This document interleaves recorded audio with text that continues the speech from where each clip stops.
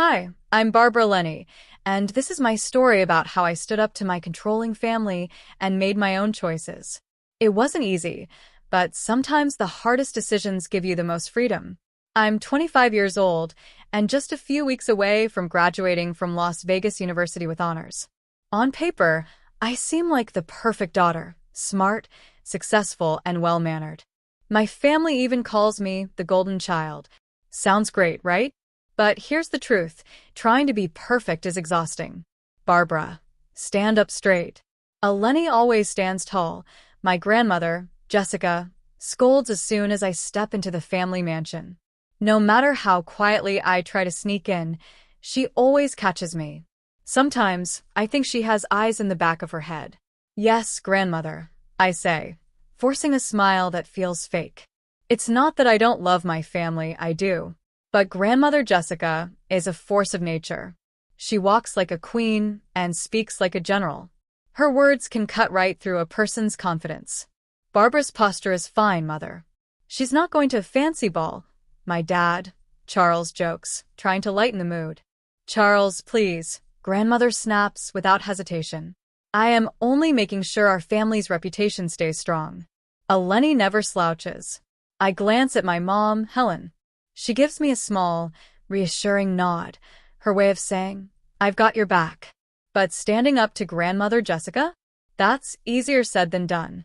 Later that night, I escape to my room and collapse onto my bed. My phone buzzes, and a smile spreads across my face. It's Paul, my secret boyfriend. You won't believe what my grandmother said today, I text, rolling my eyes. 15 minutes later, he replies, let me guess, something about the Lenny family reputation? I laugh. Bingo. I think she's trademarked that phrase. Paul texts back almost immediately. Well, my grandmother Julie had a few choice words about the Lennys today too. When will this feud ever end? Ah yes, the famous Lenny-Bowen family feud. It's like Romeo and Juliet, except with more designer handbags and fewer love poems. You see, Paul's grandmother, Julie Bowen, has been my grandmother Jessica's rival for as long as anyone can remember. Apparently, it all started decades ago over a silly argument about which family deserved more attention at a charity gala. Sounds ridiculous, right? But here we are, generations later, still stuck in their drama. Barbara, come down for dinner. My mom calls from downstairs. I sigh, quickly deleting my messages with Paul. If grandmother Jessica ever found out I was dating a Bowen, it would be a huge scandal. The dining room is as fancy as always, an old, polished mahogany table, crystal chandeliers that look like they belong in a palace, and the same heavy tension that always fills the air. Did you hear about Julie Bowen's latest charity event? Grandmother Jessica says, her voice full of disapproval, as if throwing money around makes up for her lack of class. Here we go again. My family's drama could be an entire season of a reality show. I eat quietly, letting their voices fade into background noise as I dream about a life far away from all this. For as long as I can remember, my path has been decided for me. I've been told what to wear, how to speak, where to go, and who to be seen with. Being a Lenny means having status, but it also feels like wearing invisible chains. But here's the thing. I'm not just a Lenny. I'm Barbara. I have my own dreams, my own goals, and yes, my own love. Even if my family would never approve. Paul sees me for who I really am, not just for my last name. And that means everything. Over the next few days, I find myself at a crossroads. Graduation is so close. I can almost feel it. Graduation is so close. And with it comes a big decision. Do I follow the path my family expects? A life that looks perfect on the outside but feels like a cage? Or do I step away from it all and find my own way, even if it means letting down the people I love? For the first time, I feel brave enough to ask myself, what does Barbara Lenny want? It's a question that could change everything. This is my story, the story of how I stopped being the golden child and started being me. I bite my tongue, holding back the urge to defend Paul's family. Instead, I focus on my plate, pushing around the untouched kale salad in front of me. Barbara, Grandmother Jessica's sharp voice slices through the silence, her full attention now on me. Have you thought about which law firm you'll be interning at this summer? I spoke to Matthew Perry. He's more than happy to recommend you to his son's firm. My heart pounds, but I take a deep breath and gather every bit of courage I have. Actually, grandmother, I say, my voice shaky but firm, I've been thinking about taking a different path after graduation, maybe exploring nonprofit work. Silence. It feels like I just announced I'm running away to join the circus. Nonprofits? Grandmother's voice is dangerously low, thick with disapproval. Barbara, dear, Lennies do not do nonprofit work. We lead. We succeed. We dominate. Her words hit me like bricks, meant to crush my confidence. I feel myself start to doubt. But then I think of Paul. I think of the life I want, a life where I choose who I am and what I do. Not one that was decided for me before I was even born. I look up and meet her gaze. I understand, grandmother, I say, my voice surprisingly steady. But I believe there are many ways to lead and succeed. I'd like the chance to find my own path.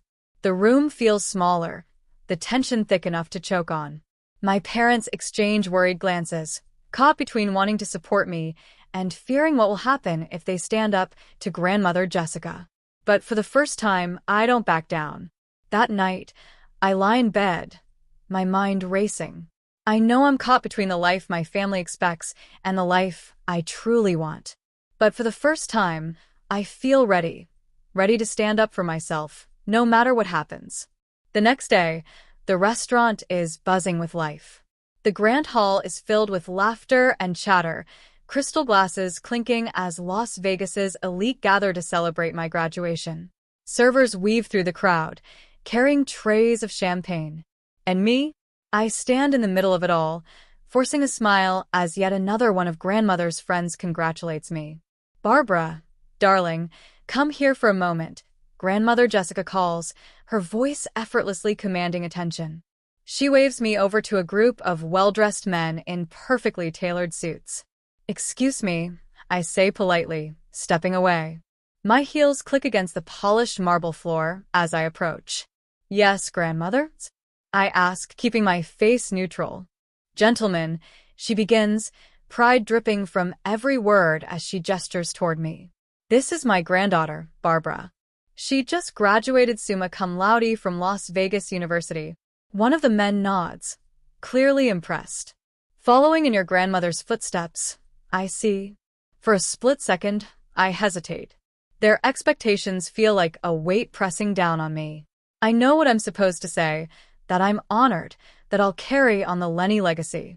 But instead, I take a deep breath and finally let the words I've been holding in spill out.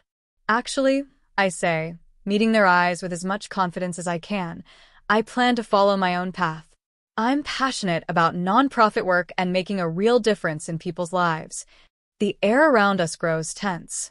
The men exchange quick, polite smiles, unsure how to respond. Grandmother's face stays calm, but I see the flicker of frustration in her eyes. Well, that's unexpected, one of the men mutters, forcing a polite smile. Barbara has always been ambitious, grandmother says smoothly, her tone controlled but sharp. I know she's holding back. But for the first time, I don't feel small under her gaze. It's just a phase, grandmother says smoothly. It's not a phase, I reply, my voice quiet but firm. She doesn't argue. Instead, she gives me a long, unreadable look before turning back to the men. I know she'll have more to say later, but for now, I've done it. I've spoken up. As I stand there, surrounded by laughter, conversation, and the clinking of glasses, I feel something new, fear and freedom, mixing together like fire and ice. This won't be easy. Disappointing grandmother never is. But for the first time, I know I'm on the right path. My path. And I'm ready to see where it leads. Grandmother Jessica has always been a force of nature, both in our family and in the business world. I smile politely, the well-rehearsed smile of someone who knows their role. But inside, I'm screaming. This isn't me. This isn't what I want. I glance at grandmother's smug face, and something inside me snaps. For years, I let her shape my life, make my choices, and define who I was. Not anymore. Actually, I say, my voice steady even as my hands shake slightly at my sides, I have an announcement to make. The room falls into an uneasy silence. Grandmother's sharp eyes narrow. Barbara, what are you doing? She asks, her voice low and warning. But I'm already stepping away, toward the center of the room. My heels click against the marble floor, the sound loud, powerful. Across the crowd, I meet Paul's eyes. He stands near the far end of the room, his expression a mix of pride and encouragement. He gives me a small nod. And that's all I need. Everyone, I call out, my voice rising above the hum of conversation. May I have your attention, please? Slowly, the room quiets. All eyes turn to me. My heart pounds so hard it might burst, but I take a deep breath and stand tall. Thank you all for coming to celebrate my graduation, I say, forcing a small smile. But tonight, there's something else I'd like to celebrate. From the corner of my eye, I see grandmother pushing through the crowd, her face twisting in confusion, the first crack in her otherwise flawless armor. Then realization dawns. Confusion turns to anger. Because for the first time ever, something big is happening. And she's not the one in control. I'm engaged, I announced, my voice strong and clear. To Adam James. The room went silent. Time itself seemed to stop. No one moved. No one spoke. Then, right on cue, Paul stepped forward from across the room. He moved with confidence, his presence steadying me. As he reached for my hand, his warm smile gave me strength. It's true, he said, his voice calm and sure. He looked at me with such love that my heart felt like it might burst. We're in love. Gasps filled the air. Whispers spread like wildfire. Bowen? As in Julie Bowen's grandson, someone murmured. But the feud, the Lennys and the Bowen hate each other, another voice whispered in shock. I heard it all, but I tuned them out. None of it mattered. My focus was on Paul, on the life we wanted to build together. Then I saw her. Grandmother Jessica. Her face was twisted in a rage I had never seen before. She shoved through the crowd, pushing past people until she stood right in front of me, her eyes blazing with fury. How dare you? She hissed, her voice low and sharp like a blade. How dare you embarrass me like this in front of everyone? Grandmother, I tried to explain, but she didn't let me. Without warning, she slapped me. Hard. The force knocked me backward. Gasps rippled through the room. The world blurred and spun. My knees buckled. Then, darkness. When I woke up, I was on the floor. My head rested in Paul's lap. His face, full of worry, came into focus as the sounds of chaos swirled around me. People were shouting, some rushing out. My parents were trying desperately to calm things down. Barbara, can you hear me? Paul's voice was tight with concern. I blinked. My head throbbed. What happened? I mumbled, trying to sit up. Paul gently held me still. Don't move. Your grandmother, she hit you. You blacked out for a few minutes. We're taking you to the hospital. I nodded weakly, my mind struggling to process what had just happened. Then my father appeared beside me, his face pale with worry. Together, he and Paul helped me to my feet. My cheek burned, and I winced at the pain. But I stood tall. The room was still a mess. Whispers, judgmental glances, and shocked faces everywhere. But as Paul wrapped his arm around me and led me toward the door, I felt something I hadn't felt in a long time. Freedom. I knew this moment would change everything, for me, for Paul, and for my family. But for the first time in my life, I was ready. Because this time, I wasn't standing as a Lenny. I wasn't standing as my grandmother's perfect little puppet. I was standing as Barbara. And I would never look back. Out of the corner of my eye, I saw my grandmother standing off to the side. Her face was blank, cold, and distant. No anger. No sadness. Just nothing. That silence cut deeper than any words she could have said. Mother, how could you? My father's voice shook with fury as he confronted her. She's your granddaughter. Grandmother Jessica barely reacted. She gave a small, dismissive smile. She made her choice, she said coolly. Then, with a voice sharp as a knife, she added, "She's no granddaughter of mine." Those words hit harder than the slap that had sent me to the ground. As Paul helped me toward the waiting ambulance, a single thought echoed in my mind. Was this the price of standing up for myself? And if it was I ready to pay it? When I woke up, everything felt hazy. The smell of disinfectant filled my nose, and the soft beeping of machines echoed around me. My head throbbed, and for a moment, I didn't remember why I was here. Then, like a flood, it all rushed back. The party. The announcement. Grandmother's rage. "Barbara, you're awake." Paul's voice pulled me from my daze. He sat beside me, dark circles under his eyes, as if he hadn't slept in days. Relief filled his face. "What happened?" I croaked, my throat dry and scratchy. "You've been out for a day," my mom said softly as she stepped into the room. Her face was pale, worry written in every line. "The doctor said you have a mild concussion. You're lucky it wasn't worse." I try to sit up, wincing at the pounding in my skull. Has grandmother been here?" The silence that followed was my answer. My dad's voice was tight with anger. "She's been busy trying to control the story." "It's all over the news," Paul added, his jaw clenched. Then he handed me his phone. I scrolled through the headlines. Las Vegas socialite assaults granddaughter at graduation party. Lenny family feud erupts in violence. Engagement announcement leads to hospital visit. "Oh God," I whispered, my stomach twisting as reality sank in. "That's not all," Paul said, his voice calm but tight with anger. "Your grandmother tried to bribe me to leave you. She offered me a ridiculous amount of money to walk away and disappear from your life." I stared at him, shocked. "She also threatened to cut you off financially if you didn't come to your senses," my mom added bitterly, shaking her head. In that moment, something inside me snapped. For years, I had made excuses for my grandmother's behavior. I told myself this was just her way of showing love, that beneath the coldness, she cared. But now I saw the truth. She wasn't protecting me. She was controlling me. And she cared more about her image than about me. "I'm done," I said, my voice stronger than I expected. "I'm done letting her control my life." The next few weeks were some of the hardest of my life. I moved out of the family home, packing my things while ignoring my grandmother's threats and guilt trips. She thought I'd break. She thought I'd come crawling back. But I didn't. Instead, I accepted a job in Memphis, working for a nonprofit organization I had always dreamed about but had been too afraid to consider.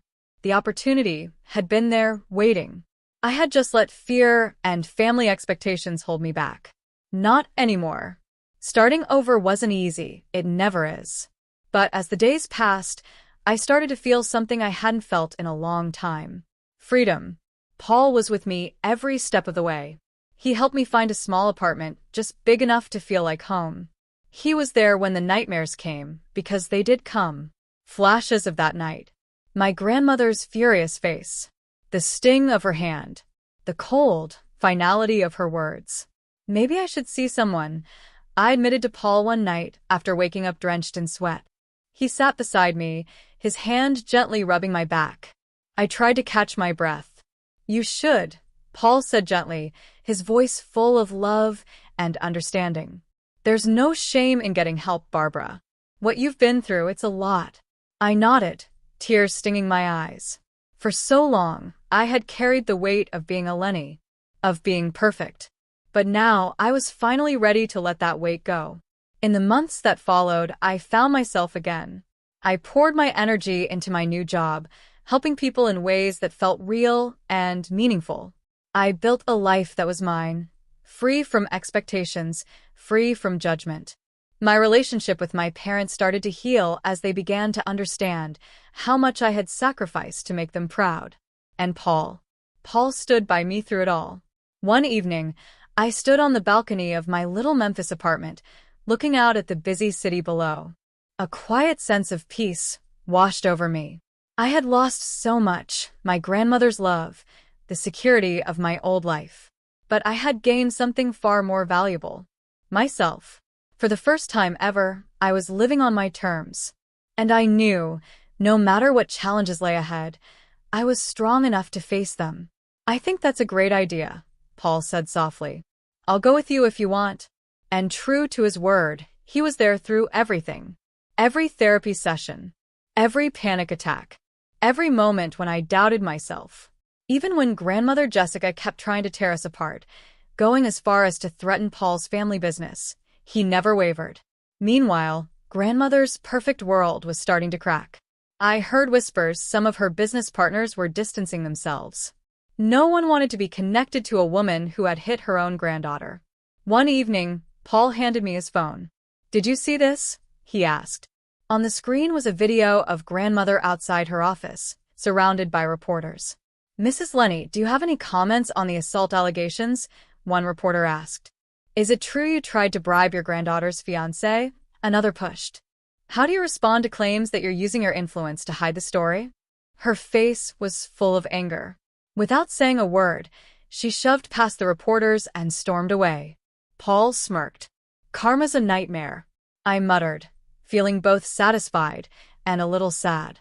That part of my life was over. For years passed quickly in Memphis. Paul and I got married in a small, simple ceremony far away from the Las Vegas society pages. It was quiet, beautiful, and exactly what we wanted. We were happy, building a life on our own terms. Then one day, an invitation arrived. A charity gala in Las Vegas. I held the invitation in my hands, hesitating. Paul squeezed my hand, reassuring me, "We can handle it. We're not the same people we were 3 years ago." When we walked into the grand ballroom, I could feel the eyes on us. I could hear the whispers, but I held my head high and kept moving. Then I saw her. Grandmother Jessica. She stood alone by the bar, looking smaller, less powerful, less intimidating than I remembered. Our eyes met, and to my surprise, she walked toward me. "Barbara," she said, her voice softer than I had ever heard it. It didn't have the confidence or authority it once did. "I'm glad you came, grandmother," I replied coolly. She glanced around, almost nervous, as if checking to see who was watching. "I was hoping we could talk," she said. "I want to apologize for what happened. I reacted poorly, and I'm sorry." I froze. An apology? From Jessica Lenny? I never thought I'd hear those words. But when I looked into her eyes, I didn't see regret. I saw desperation. "I appreciate the sentiment," I said calmly, "but I'm afraid it's too little. Too late." Her face fell. "But we're family," she said quickly, almost pleading. "Surely we can move past this." I shook my head. My voice was steady. "Some actions are unforgivable, grandmother. That night, you showed me exactly who you are. And I believe you." Her shoulders slumped. For the first time ever, she looked defeated.